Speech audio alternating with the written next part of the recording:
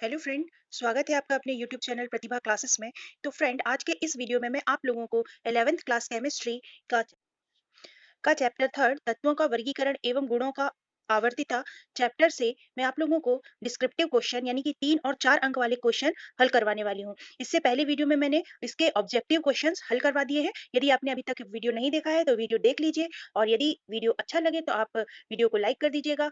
अभी तक यदि आपने चैनल को सब्सक्राइब नहीं किया है तो चैनल को सब्सक्राइब कर दीजिए। इसमें है, उस वर्ग के एक तत्व का नाम लिखिए जिसकी प्रकृति 2 इलेक्ट्रॉन को त्यागने की होती है। मतलब जिसको ऑक्टेट पूरा करने के लिए 2 इलेक्ट्रॉन त्यागने की आवश्यकता होती है। तो इसका आंसर है आवर्त सारणी के दूसरे वर्ग के तत्व। यदि आप आवर्त सारणी को देखें तो दूसरे वर्ग के जो तत्व होते हैं उनके वैलेंसी सेल में 2 इलेक्ट्रॉन होते हैं जिन्हें वो त्याग कर ऑक्टेट पूरा कर सकते हैं। तो इसका आंसर होगा दूसरे वर्ग के तत्व। दूसरे वर्ग के आप कोई भी तत्वों का एग्जांपल लिख सकते हैं, फॉर एग्जांपल बेरिलियम, मैग्नीशियम। आप इनका इलेक्ट्रॉनिक विन्यास लिख कर देखिएगा तो आप लोगों को क्लियर हो जाएगा। अब हम स्टार्ट करते हैं अपना नेक्स्ट क्वेश्चन। अपना नेक्स्ट क्वेश्चन है, उस वर्ग के तत्व का नाम लिखिए। उस वर्ग के तत्व का नाम लिखना है आपको जिसकी प्रकृति 2 इलेक्ट्रॉन ग्रहण करने की होती है। मतलब अष्टक पूर्ण करने के लिए उसको 2 इलेक्ट्रॉन की आवश्यकता होती है। तो ऐसे तत्व जिनको 2 इलेक्ट्रॉन की आवश्यकता होती है या 2 इलेक्ट्रॉन ग्रहण करते हैं, वे है आवर्त सारणी के वर्ग क्रमांक 16 के तत्व। वर्ग क्रमांक 16 के तत्वों की बात करें तो उनको ऑक्टेट पूरा करने के लिए 2 इलेक्ट्रॉन्स की आवश्यकता होती है, जैसे कि ऑक्सीजन और सल्फर। तो आप इनका इलेक्ट्रॉनिक विन्यास लिखकर देखिएगा या इसमें आप लोगों को क्लियर हो जाएगा। तो आंसर है ऑक्सीजन, सल्फर, और इसी तरह से वर्ग 16 के आप दूसरे तत्वों को भी लिख सकते हैं। अब हम अपने देखते हैं नेक्स्ट क्वेश्चन। अपना नेक्स्ट क्वेश्चन है, उस वर्ग के एक तत्व का नाम लिखिए जिनकी प्रकृति 1 इलेक्ट्रॉन त्यागने की होती है। कितने इलेक्ट्रॉन त्यागने की होती है? 1 इलेक्ट्रॉन त्यागने की होती है। मतलब अष्टक पूर्ण करने के लिए इनके पास 1 इलेक्ट्रॉन एक्स्ट्रा है जिसको त्याग कर ये अपना अष्टक पूर्ण कर सकते हैं। तो आप इसके लिए वर्ग क्रमांक 1 के तत्वों का इलेक्ट्रॉनिक विन्यास लिखकर देखिएगा। वर्ग क्रमांक 1 में जितने भी तत्व हैं वो 1 इलेक्ट्रॉन त्याग देते हैं तो उनका अष्टक पूर्ण हो जाता है। तो इसके आंसर के लिए आप वर्ग क्रमांक 1 के कोई भी तत्व लिख सकते हैं, जैसे हाइड्रोजन हो गया, लिथियम हो गया, सोडियम हो गया। इसी तरह से और भी तत्व आप लिख सकते हैं जो भी आपको याद हो। अब इसके बाद हम देखते हैं अपना नेक्स्ट क्वेश्चन। तो हमारा नेक्स्ट क्वेश्चन है, उस वर्ग के एक तत्व का नाम लिखना है जिसकी प्रकृति 1 इलेक्ट्रॉन ग्रहण करने की होती है। मतलब 1 इलेक्ट्रॉन लेने की होती है। अष्टक पूर्ण करने के लिए 1 इलेक्ट्रॉन लेने वाले तत्व जो होते हैं वो है वर्ग क्रमांक 17 के तत्व, जिनको अपन हेलोजेंस भी कहते हैं। आप हेलोजेंस जैसे कि फ्लोरीन हो गया, क्लोरीन हो गया, ब्रोमीन हो गया, इनका इलेक्ट्रॉनिक विन्यास लिखकर देखिएगा तो आपको समझ में आएगा अष्टक पूर्ण करने के लिए इनको 1 इलेक्ट्रॉन की आवश्यकता होती है। तो वर्ग क्रमांक 17 के तत्वों के नाम आप इस प्रश्न के आंसर में लिख सकते हैं। नेक्स्ट क्वेश्चन जो है वो है, संयोजकता इलेक्ट्रॉन को प्रभावित करने वाले कारक लिखिए। मतलब उन कारकों के बारे में बताना है जो वैलेंसी सेल के इलेक्ट्रॉनों को प्रभावित करते हैं। तो इसका आंसर है, संयोजकता इलेक्ट्रॉन को प्रभावित करने वाले कारक निम्नलिखित हैं। पहला कारक है हमारा मुख्य क्वांटम संख्या, दूसरा कारक है हमारा नाभिकीय आवेश, और तीसरा कारक है हमारा कोर इलेक्ट्रॉनों की संख्या। अब हम बढ़ते हैं नेक्स्ट क्वेश्चन की ओर। तो हमारा नेक्स्ट क्वेश्चन है, तत्वों के निम्न युग के संयोजन से बने यौगिकों के सूत्र लिखिए। तो यौगिकों के सूत्र लिखना आपने पहले ही सीख लिया होगा। हम सबसे पहले क्या करते हैं, धनायन का नाम लिखते हैं, फिर ऋणायन का नाम लिखते हैं, फिर धनायन की जो संयोजकता होती है वो ऋणायन के नीचे, और ऋणायन की संयोजकता धनायन के नीचे लिखते हैं। यही रूल होता है। तो से बने यौगिक जो है वो है लिथियम और ऑक्सीजन से। तो लिथियम और ऑक्सीजन से मिलकर बना यौगिक। तो लिथियम जो होता है वो होता है धनायन के रूप में, और ऑक्सीजन होता है ऋणायन के रूप में। तो लिथियम को हम पहले लिखेंगे और ऑक्सीजन को बाद में लिखेंगे। तो लिथियम की जो संयोजकता होती है वो होती है 1। तो ऑक्सीजन के नीचे 1 लिखने की आवश्यकता नहीं होती, क्योंकि 1 जो होता है वो ऑटोमेटिक अपना एक नंबर होता है जिसको लिखने की जरूरत नहीं होती है। तो यहाँ पर 1 लिखने की जरूरत नहीं है। और लिथियम के नीचे अपन ऑक्सीजन की संयोजकता लिखेंगे। ऑक्सीजन की संयोजकता होती है 2। तो इसका आंसर होगा Li2O। इसी प्रकार से आगे भी यौगिक हम लिखेंगे। पहले हम कैटायन का नाम लिखेंगे, फिर एनायन का नाम लिखेंगे। कैटायन की वैलेंसी जो होगी वो एनायन के नीचे लिखेंगे, और एनायन की वैलेंसी हम कैटायन के नीचे लिखेंगे। तो दूसरा जो कंपाउंड है हमारा वो सोडियम और क्लोरीन के कॉम्बिनेशन से बना हुआ है। तो उसका नाम जो है वो है NaCl, सोडियम क्लोराइड। अब इसके बाद अगला हम यौगिक देखते हैं जो हाइड्रोजन और ऑक्सीजन के संयोग से बना है। तो हाइड्रोजन हमारा धनायन होता है और ऑक्सीजन ऋणायन होता है, इसलिए हमने हाइड्रोजन को पहले लिखा और ऑक्सीजन को बाद में लिखा। ऑक्सीजन की संयोजकता, क्योंकि ये ऋणायन है तो इसकी संयोजकता धनायन, मतलब कि हाइड्रोजन के नीचे लिखेंगे तो ऑक्सीजन की संयोजकता होती है 2, इसलिए H2, और हाइड्रोजन की संयोजकता होती है 1, तो ऑक्सीजन के नीचे 1 लिखने की जरूरत नहीं है, तो इसका सही आंसर होगा H2O। अब हम देखते हैं नेक्स्ट कंपाउंड हमारा सिलिकॉन और ऑक्सीजन के कॉम्बिनेशन से बना है, तो इसका सूत्र होगा SiO2। हमारा आर्गन का परमाणु क्रमांक है 18। तो इन निम्न तत्वों को आर्गन परमाणु क्रमांक प्राप्त करने के लिए, मतलब आर्गन जैसा परमाणु क्रमांक यानी 18 परमाणु क्रमांक प्राप्त करने के लिए कितने इलेक्ट्रॉनों की आवश्यकता होगी या इलेक्ट्रॉन की संरचना में क्या परिवर्तन होगा। तो हमारा जो ऑप्शन, हमारे जो क्वेश्चन में तत्व दिए हुए हैं वो है सल्फर, क्लोरीन, पोटेशियम और कैल्शियम। सल्फर का परमाणु क्रमांक होता है 16, और क्लोरीन का परमाणु क्रमांक होता है 17, पोटेशियम का 19 और कैल्शियम का 20 होता है।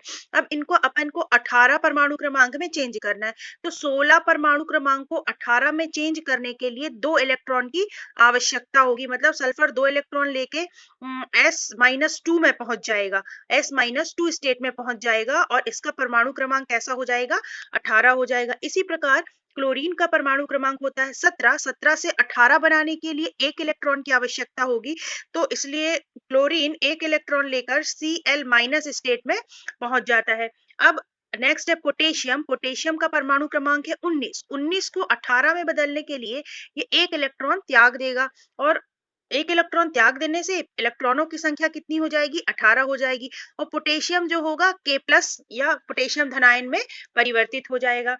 इसके बाद है कैल्शियम। कैल्शियम का परमाणु क्रमांक दिया हुआ है 20, इसको 18 में आपको चेंज करना है, तो आप 2 इलेक्ट्रॉन इससे निकाल दीजिए, तो ये 18 परमाणु क्रमांक में पहुंच जाएगा। यहाँ पे इस तरह से दिखाया हुआ है, तो कैल्शियम जो है, कैल्शियम धन 2 आयन में चेंज हो जाएगा। तो ये था इस प्रश्न का उत्तर। अब हम बढ़ते हैं अपने नेक्स्ट प्रश्न की ओर। आवर्त तालिका में तत्वों की भौतिक व्यवस्था का आधार क्या है? तो इसका सही आंसर है आधुनिक आवर्त तालिका में तत्वों की भौतिक व्यवस्था का आधार जो है वो है परमाणु क्रमांक। तो इसका आंसर है परमाणु क्रमांक के आधार पर आधुनिक आवर्त तालिका बनाई गई है। अब हम देखते हैं अपना नेक्स्ट क्वेश्चन। तो हमारा नेक्स्ट क्वेश्चन है वर्ग 17 के तीसरे आवर्त में आने वाले तत्व का परमाणु क्रमांक लिखना है, नाम लिखना है, इलेक्ट्रॉनिक विन्यास लिखनी है और संयोजकता लिखना है। तो इसका आंसर है वर्ग 17 के तीसरे आवर्त में जो तत्व आता है उसका नाम है क्लोरीन, और क्लोरीन का परमाणु क्रमांक होता है 17, और इसका इलेक्ट्रॉनिक विन्यास यदि आप लिखेंगे तो होगा 1s2, 2s2, 2p6 और 3p5। अब आप देखिए अष्टक पूर्ण करने के लिए इसको 1 इलेक्ट्रॉन की आवश्यकता है, यानी ये किसी से 1 इलेक्ट्रॉन ले सकता है, इसीलिए इसकी संयोजकता जो होगी वो होगी -1। अब हम बढ़ते हैं अपने नेक्स्ट क्वेश्चन की ओर। तो हमारा नेक्स्ट क्वेश्चन है आवर्त सारणी के S एवं P ब्लॉक में अंतर लिखना है आपको। तो S ब्लॉक के जो तत्व होते हैं उसका अंतिम इलेक्ट्रॉन S उपकोष में जाता है, जबकि पी ब्लॉक के जो तत्व होते हैं उनका अंतिम इलेक्ट्रॉन या वैलेंसी इलेक्ट्रॉन जो होता है वो पी ऑर्बिटल या पी उपकोष में जाता है। इसके बाद हमारा नेक्स्ट अंतर है हाइड्रोजन और हीलियम को छोड़कर एस ब्लॉक के जितने भी एलिमेंट है सबके सब धातु हैं, जबकि पी ब्लॉक के जितने भी एलिमेंट है वो या तो अधातु है या उपधातु है। इसके बाद हमारा नेक्स्ट अंतर है एस ब्लॉक के जितने भी तत्व होते हैं वो अत्यधिक क्रियाशील होते हैं और विद्युत संयोजी यौगिक बनाते हैं, जबकि पी ब्लॉक के जो एलिमेंट होते हैं वो आपस में सहसंयोजी यौगिक बनाते हैं। इसके बाद हमारा नेक्स्ट अंतर है इनके ऑक्साइड जो होते हैं, यानी एस ब्लॉक के एलिमेंट के ऑक्साइड जो होते हैं वो बेसिक नेचर के होते हैं, क्षारीय प्रकृति के होते हैं, जबकि पी ब्लॉक एलिमेंट के जो ऑक्साइड्स होते हैं वो अम्लीय प्रकृति के होते हैं, एसिडिक नेचर के होते हैं। आगे बढ़ते हैं नेक्स्ट क्वेश्चन की ओर। हमें हमारा नेक्स्ट क्वेश्चन है एस पी डी और एफ ब्लॉक के तत्वों का सामान्य इलेक्ट्रॉनिक विन्यास लिखना है। तो एस ब्लॉक के तत्व का सामान्य इलेक्ट्रॉनिक विन्यास होता है NS122, NS122 होता है। इसके बाद पी ब्लॉक के तत्व का सामान्य इलेक्ट्रॉनिक विन्यास NS2NP126 होता है। इसके बाद डी ब्लॉक के तत्व का सामान्य इलेक्ट्रॉनिक विन्यास N-1D 1,2,10 NS022 होता है। इसके बाद एफ ब्लॉक के एलिमेंट का सामान्य इलेक्ट्रॉनिक विन्यास N-2, F 1 to 14, N-1D 0 to 1 और NS2 होता है। तो ये था हमारे SPDF ब्लॉक एलिमेंट का सामान्य इलेक्ट्रॉनिक विन्यास। अब हम बढ़ते हैं अपने अगले क्वेश्चन की ओर। तो हमारा अगला क्वेश्चन है, परमाणु क्रमांक और आवर्त सारणी में स्थिति को ध्यान में रखते हुए निम्न तत्वों को उनके बढ़ते हुए धात्विक लक्षण के क्रम में व्यवस्थित करना है। मतलब सबसे ज्यादा धात्विक लक्षण किसका है, वो सबसे लास्ट में आएगा, और अधातु कौन है, वो सबसे पहले आएगा। तो हमारे जो तत्व दिए हुए वो है सिलिकॉन, बेरिलियम, मैग्नीशियम, सोडियम और फास्फोरस। तो इसका सही आंसर है, सबसे ज्यादा अधात्विक गुण जो होता है वो फास्फोरस में होता है, उससे थोड़ा सा अधिक धात्विक गुण सिलिकॉन में होता है, उससे थोड़ा सा और ज्यादा धात्विक गुण मैग्नीशियम में होता है, उससे भी थोड़ा ज्यादा धात्विक गुण बेरिलियम में होता है, और सबसे ज्यादा धात्विक गुण सोडियम में पाया जाता है। तो इसका सही क्रम है फास्फोरस, सिलिकॉन, मैग्नीशियम, बेरिलियम और सोडियम। ये है इनके धात्विक लक्षणों का बढ़ता हुआ क्रम। अब हमारा लास्ट क्वेश्चन है, ये क्वेश्चन है हमारा, निम्न को परिभाषित कीजिए। परिभाषाएं लिखनी है इसमें। पहला है हमारा आयनिक त्रिज्या। परिभाषा लिखकर आवर्त में और वर्ग में इसका प्रभाव भी बताना है। तो आयनिक त्रिज्या क्या होती है, कोई भी आयन की बात करें, जैसे कि अपन बात करते हैं सोडियम आयन, तो सोडियम आयन के नाभिक से जो बाह्यतम कोश की दूरी होगी वो उसकी आयनिक त्रिज्या कहलाएगी। किसी भी आयन के नाभिक से बाह्यतम कोश की जो दूरी होगी वो कहलाएगी आयनिक त्रिज्या। अब आयनिक त्रिज्या का आवर्त में क्या प्रभाव पड़ता है, तो आवर्त में आप जैसे जैसे लेफ्ट टू राइट जाओगे तो क्या होगा, नाभिक में आवेश बढ़ता जाएगा, मतलब नाभिक में प्रोटॉनों की संख्या बढ़ती जाएगी। आप लोग साथ में पीरियोडिक टेबल देखते चलिएगा, पीरियोडिक टेबल में आवर्त में आप जैसे जैसे लेफ्ट से राइट की ओर जाएंगे, लेफ्ट से राइट की ओर जाएंगे, देखिएगा आप परमाणु क्रमांक बढ़ने के साथ साथ प्रोटॉनों की संख्या बढ़ने से क्या होगा, नाभिकीय आवेश बढ़ जाएगा, जबकि कोषों की संख्या वही रहेगी। आप इलेक्ट्रॉनिक विन्यास लिख कर देखिएगा तो क्या होगा कि प्रोटॉनों की संख्या बढ़ जाने से इलेक्ट्रॉनों का आकर्षण बढ़ जाएगा, जिससे आयनिक त्रिज्या का मान कम होता चला जाएगा। जैसा कि आप इस चित्र में देख पा रहे हैं, आवर्त में हम लेफ्ट टू राइट जा रहे हैं, बाएं से दाएं ओर जा रहे हैं, तो आयनिक त्रिज्या क्रमशः घटती जा रही है। जबकि वर्ग में ऊपर से हम जैसे जैसे नीचे की ओर जाएंगे, तो आप इलेक्ट्रॉनिक विन्यास लिखकर देखिएगा किसी भी वर्ग के तत्वों का, तो धीरे धीरे परमाणु का आकार क्रमशः बढ़ता जाएगा, तो आयन का भी आकार बढ़ता जाएगा, कोषों की संख्या ज्यादा हो जाएगी, जिससे आयनिक त्रिज्या का मान वर्ग में ऊपर से नीचे जाने पर बढ़ता जाएगा, जैसा कि आप इस चित्र में देख पा रहे हैं। अब हमारा नेक्स्ट है परमाणु त्रिज्या। तो परमाणु त्रिज्या बिल्कुल आयनिक त्रिज्या की तरह है। आयनिक त्रिज्या में हमने क्या कहा था, आयन के नाभिक से उसके बाह्यतम कोश की जो दूरी होगी वो आयनिक त्रिज्या कहलाएगी। लेकिन परमाणु के नाभिक से परमाणु के बाह्यतम कोश की दूरी, मतलब वैलेंसी सेल की जो दूरी होगी वो क्या कहलाएगी, परमाणु त्रिज्या कहलाएगी। इस पर भी आवर्त में और वर्ग में सेम प्रभाव होगा। आवर्त में यदि आप लेफ्ट टू राइट चलेंगे तो नाभिक में आवेश, प्रोटॉन की मात्रा बढ़ जाने से नाभिकीय आवेश बढ़ जाएगा, जिससे इलेक्ट्रॉन के प्रति आकर्षण बढ़ जाने के कारण परमाणु त्रिज्या का मान लेफ्ट टू राइट जाने पर, बाएं से दाएं ओर जाने पर घटता जाएगा। जबकि वर्ग में हम ऊपर से नीचे चलें तो ऊपर कोषों की संख्या कम होती है, जबकि क्रमशः नीचे की ओर जाने पर कोषों की संख्या बढ़ जाने से परमाणु त्रिज्या का मान बढ़ जाता है। हम देखते हैं आयनन विभव। तो किसी तत्व की विलगित मतलब आइसोलेटेड स्टेट में परमाणु के बाह्यतम कक्ष से एक इलेक्ट्रॉन को बाहर निकालने के लिए, जिससे वे गैसीय कैटायन में परिवर्तित हो जाए, आवश्यक ऊर्जा को इस तत्व की आयनन एंथैल्पी या आयनिक आयनन ऊर्जा कहते हैं। तो बोल क्या रहा है, जैसे एग्जांपल ले लेते हैं अपन यहाँ पर सोडियम। सोडियम का परमाणु क्रमांक होता है 11, इलेक्ट्रॉनिक विन्यास होता है 2, 8 और 1। इसका ऑक्टेट पूरा करने के लिए क्या होगा, एक इलेक्ट्रॉन बाहर निकालना होगा। तो इस इलेक्ट्रॉन को निकालने के लिए जितनी ऊर्जा की आवश्यकता होती है, उस ऊर्जा को हम क्या बोलते हैं, आयनन ऊर्जा या आयनन विभव या आयनन एंथैल्पी बोलते हैं। अब आप जैसे जैसे आवर्त में लेफ्ट टू राइट जाएंगे, प्रोटॉनों की संख्या बढ़ जाएगी तो इलेक्ट्रॉनों का आकर्षण बढ़ जाएगा। अब इलेक्ट्रॉन बहुत स्ट्रांगली बॉन्डेड है, बहुत ज्यादा एक दूसरे से बंधे हुए हैं प्रोटॉन के साथ, तो उन इलेक्ट्रॉन्स को बाहर निकालना कठिन होगा। इसलिए आवर्त में आप जैसे जैसे लेफ्ट टू राइट जाएंगे तो आयनन विभव का मान बढ़ता जाएगा। अब हम बात करें वर्ग की। वर्ग में हम जैसे जैसे ऊपर से नीचे की ओर जाएंगे तो कोषों की संख्या बढ़ जाने से परमाणु का आकार बढ़ जाएगा। परमाणु का आकार बढ़ जाने से वैलेंसी सेल के इलेक्ट्रॉन की नाभिक से दूरी बढ़ जाएगी। अब दूरी ज्यादा है तो प्रोटॉन का इलेक्ट्रॉन से आकर्षण कम हो गया, तो इलेक्ट्रॉन आसानी से हम बाहर निकाल पाएंगे। इसलिए वर्ग में हम जैसे जैसे ऊपर से नीचे की ओर जाएंगे तो आयनन विभव का मान क्रमशः घटता चला जाएगा। नेक्स्ट देखते हैं इलेक्ट्रॉन बंधुता। तो इलेक्ट्रॉन बंधुता क्या होती है? जब कोई उदासीन परमाणु गैसीय अवस्था में इलेक्ट्रॉन ग्रहण करके ऋणायन में परिवर्तित होता है तो कुछ ऊर्जा उत्सर्जित होती है, इस ऊर्जा को हम बोलते हैं इलेक्ट्रॉन बंधुता।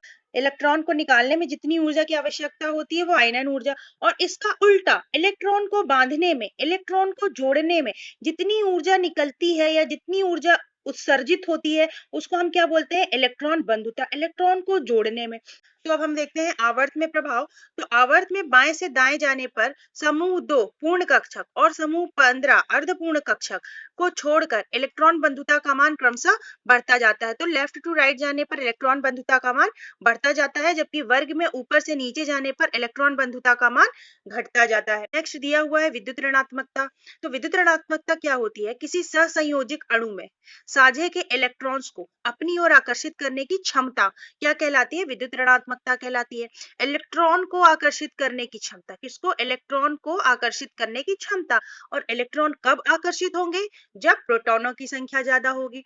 और प्रोटॉनों की संख्या कैसे ज्यादा हो जाती है? जब कोषों की संख्या वही रहे और आवर्त में हम लेफ्ट टू राइट जाएंगे तो प्रोटॉनों की संख्या बढ़ जाएगी। प्रोटॉनों की संख्या बढ़ जाने से इलेक्ट्रॉनों का नाभिक से आकर्षण बढ़ जाएगा। मतलब कि विद्युत ऋणात्मकता का मान आवर्त में बाएं से दाएं जाने पर बढ़ जाता है, जबकि वर्ग में ऊपर से नीचे जाने पर कोषों की संख्या बढ़ जाने के कारण नाभिक से बाह्यतम कोष की दूरी बढ़ जाती है, तो साझे के इलेक्ट्रॉन को अपनी ओर आकर्षित करना कठिन हो जाता है। इसीलिए वर्ग में जब हम ऊपर से नीचे जाते हैं तो विद्युत ऋणात्मकता का मान आप देखेंगे तो क्रमशः घटता जाएगा।